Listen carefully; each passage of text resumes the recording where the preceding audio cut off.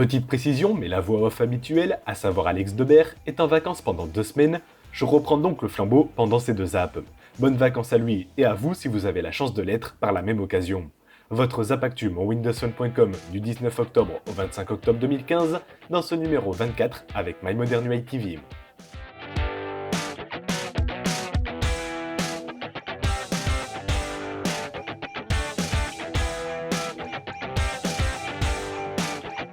Alors que la toute première version de Windows 10 est disponible depuis le 29 juillet dernier, la première mise à jour réelle du système arriverait incessamment sous peu. En effet, selon la rumeur, la fameuse mise à jour Threshold débarquerait au cours du mois de novembre, et plus précisément le 2 novembre. Cette mise à jour gratuite apportera quelques nouveautés, comme la connexion entre le PC avec Windows 10 Mobile pour les SMS par exemple, quelques refontes visuelles, des nouveautés dans le navigateur Microsoft Edge ou encore les applications universelles de Skype.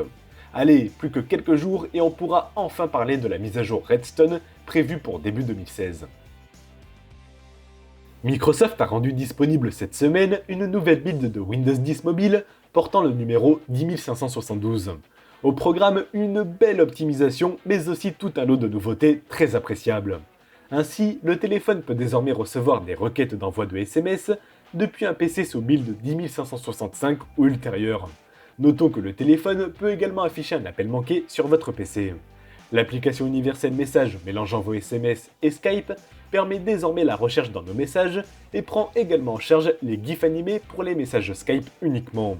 On évoque également quelques nouveautés au niveau d'application téléphone, mais aussi sur l'application photo et sur le navigateur Edge, avec la possibilité de changer le moteur de recherche par défaut et l'apparition de la synchronisation.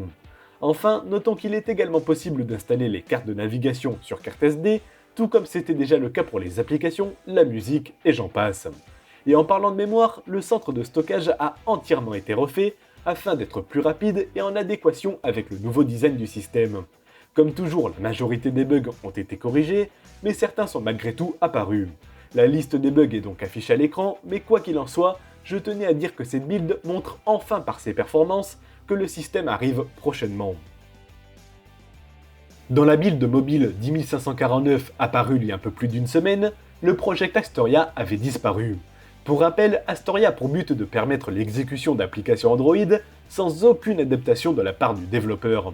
De nombreux utilisateurs se sont évidemment inquiétés de cette disparition, mais elle serait selon les informations temporaire, puisque dans la build 10563 et sûrement dans la build 10572 qu'on évoquait tout à l'heure, les fichiers permettant l'exécution d'Astoria seraient bel et bien présents. La question que l'on peut en revanche se poser est: est-ce que le Project Astoria sera prêt pour la sortie de Windows 10 Mobile? Réponse dans un tout petit peu plus d'un mois. Au départ, cela n'était qu'un concept, puis ensuite un appel au vote par Gabriel Holl pour cette fonctionnalité visuelle, à savoir le mode paysage pour l'écran d'accueil de Windows 10 Mobile. Avec près de 32 000 votes, cette nouveauté visuelle a le vent en poupe et pourrait bien débarquer prochainement, comme en témoigne cette image qui montre la rotation des boutons virtuels Windows ainsi que des icônes d'état en mode paysage. Une situation qui serait tout à fait logique quand on sait que la totalité des applications Windows 10 Mobile supportent désormais le mode paysage. Alors, mode paysage ou pas, le suspense est à son comble. L'une des nouveautés de Windows 10 Mobile, c'est l'étroite liaison des applications, mais aussi du système, avec son homologue PC. Et puisqu'on parlait de design, une nouveauté est apparue dans la build 10549, permettant de changer la taille d'affichage de son Windows 10 Mobile. La modification de cette taille permet, en outre, de bénéficier sur un smartphone de l'affichage d'une application dans son format phablette, tandis que sur une phablette, cette modification affiche l'application dans son format tablette et PC. Maintenant, notons que l'interface s'adapte à la taille de l'écran, donc forcer un affichage signifie que celui-ci sera quelque peu compressé. Quoi qu'il en soit, cela montre bel et bien que ces applications sont universelles, puisqu'elles s'adaptent réellement à toutes les tailles d'écran. Tout à l'heure, on évoquait la mise à jour Threshold pour Windows 10. Normalement, dans celle-ci, devaient apparaître les extensions pour le navigateur Microsoft Edge, qui souffrent cruellement de cette absence. Mais malheureusement, mauvaise nouvelle, puisque ces dernières ne seront pas disponibles pour cette année, mais pour l'année 2016. Une absence qui va encore plus ternir l'image du pourtant très bon navigateur internet de Microsoft. Espérons donc que les extensions seront de la partie, avec la mise à jour Redstone qui aura lieu début 2016. Alors que début octobre, les Lumia 550, 950 et 950 XL ont été officialisés, voici qu'un nouveau modèle fait parler de lui, à savoir le Lumia 650. Selon WinBeta, ce visuel correspondrait donc au futur Lumia 650, comme peut en témoigner l'heure de l'appareil.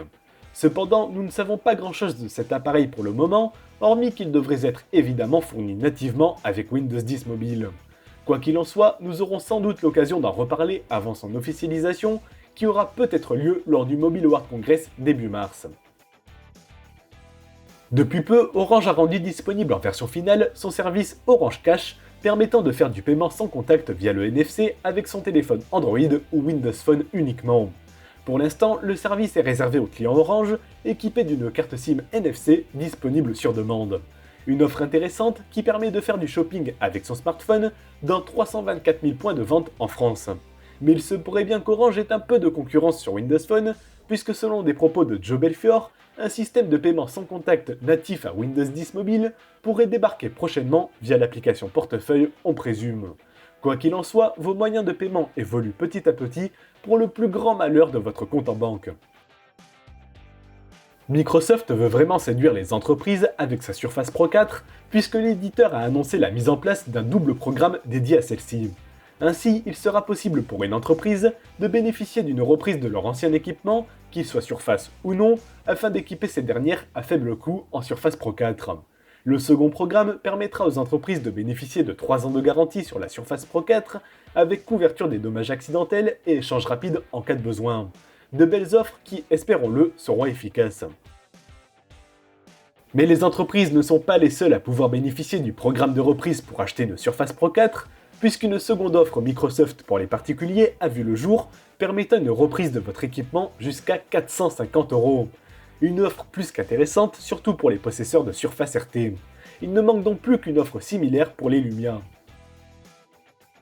Jusqu'ici indisponible sur le Microsoft Store, la déclinaison du Surface Book avec 1 Teraoctet de stockage en SSD, processeur Intel Core i7, 16 Go de RAM et puce graphique Nvidia dédiée, est apparue en ligne pour un tarif de 3200 $. Un tarif certes cher, mais quand on aime, on ne compte pas, ou peut-être que si finalement. Quoi qu'il en soit, le Surface Book est désormais disponible dans les pays anglophones en 6 configurations différentes, allant de 1500 à 3200 $. Qui veut me faire un petit cadeau ? Le Jade Primo d'Acer est un téléphone qui fait beaucoup parler puisque ce dernier est un Windows 10 mobile haut de gamme à la fiche technique bien garnie avec en prime une compatibilité du téléphone avec le fameux mode Continuum permettant de transformer votre Windows Phone en un ordinateur. Notons d'ailleurs que l'ensemble des accessoires pour faire fonctionner le mode Continuum seront fournis, à savoir le dock, le clavier et la souris. Selon les dernières informations du numérique, Acer proposerait son Jade Primo en Europe courant janvier 2016 pour un tarif de 499 €.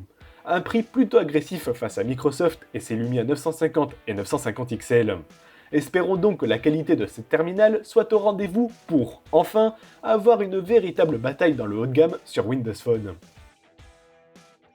Joe Belfiore, alias Joe Lamèche, l'homme anciennement en charge de Windows Phone et désormais en charge des systèmes d'exploitation chez Microsoft, a décidé de prendre une année sabbatique et reviendra donc l'année prochaine au sein de Microsoft. Il faut dire qu'il n'était pas mal absent ces derniers temps dans les événements Microsoft, à notre plus grand regret. En tout cas, son départ temporaire indique sûrement une finalisation proche, en interne, de Windows 10 Mobile qui devrait donc débarquer dans un peu plus d'un mois. Reste à savoir qui prendra la place de Joe Belfiore pendant son absence, mais quoi qu'il en soit, nous lui souhaitons de bonnes vacances et un bon repos. Petit point chiffre rapidement, ou pas, pour la fin de ce zap, puisque Microsoft a rendu disponible ses résultats pour son troisième trimestre de l'année 2015. La firme annonce donc un chiffre d'affaires en recul de 12% pour arriver à 20,4 milliards de dollars contre 23,20 milliards de dollars l'année dernière. Un chiffre certes en recul, mais néanmoins supérieur aux attentes du marché. Côté bénéfice net, en revanche, ce dernier marque une hausse de 2% pour passer de 4,54 milliards à 4,62 milliards de dollars. Le rapport nous apprend donc, sans surprise, un dynamisme important autour de la mise à jour gratuite de Windows 10 avec plus de 110 millions d'installations. Cependant, cette gratuité n'a pas été bénéfique à la vente de licences payantes de Windows 10, qu'elles soient en boîte ou constructeur, puisque la division More Personal Computing, où se trouve Windows 10, aurait décliné de 17% par rapport au troisième trimestre 2014, représentant donc 9,4 milliards de dollars. Concernant la division mobile, on évoque une baisse importante de 54% sur le troisième trimestre 2015, avec 5,8 millions de Lumia vendus contre 9,3 millions un an plus tôt. Une baisse qui touche également la Surface, avec un chiffre d'affaires de 672 millions de dollars contre 908 millions il y a un an. Côté Xbox, les ventes de consoles sont également en baisse, à cause, selon Microsoft, de la Xbox 360. Le Xbox Live, quant à lui, représente une hausse de 28%, et le segment jeux vidéo dans sa globalité chez Microsoft représente une hausse de 6%. Office 365, quant à lui, bénéficie d'une belle progression puisque 3 millions d'abonnés ont rejoint l'offre par abonnement d'Office, qui compte désormais 18,2 millions de particuliers.